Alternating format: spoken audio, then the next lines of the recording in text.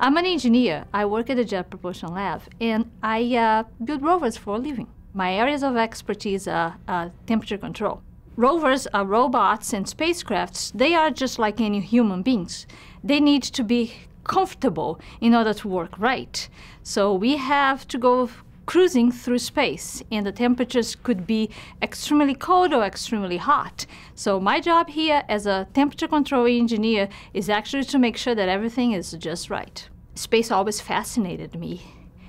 When I was 5 or 6 years old, I used to take my little play kitchen and my dolls, and I would make spacecrafts.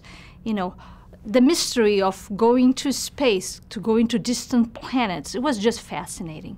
So back in 1969, Neil Armstrong just helped me put a name on that career.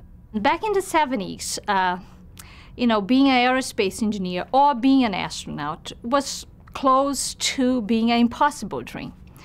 But I think that idea of the impossible was really what motivated me. When it was getting close for me to apply for colleges, you know, the challenges of my dream were very clear to me. At that time, there were only 2 schools in Brazil that had a curriculum even close to aerospace engineering. And both of those schools were military schools, males only. So I didn't even have a chance, really, to pursue my career in those 2 schools. We came from a very middle-class family, and applying to schools from another country to the U.S., it was really financially impossible at that time.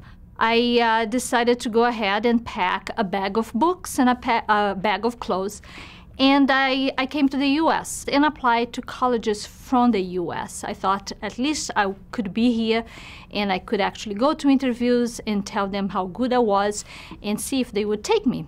So it was about 6 months after I got to the U.S., I was actually accepted at New York Institute of Technology, and that's how I started my college career at the U.S.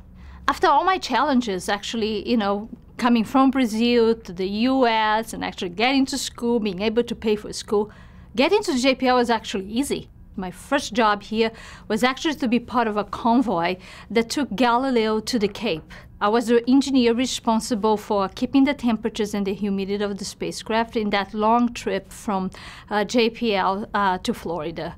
I have done pretty much everything that you can do in a project. I have worked from the basic or the design to the implementation, to the test, to the actually flying and working mission operations. I have reached the skies through the work that I do here at JPL. I have gone to planets, and I have landed on Mars 4 times.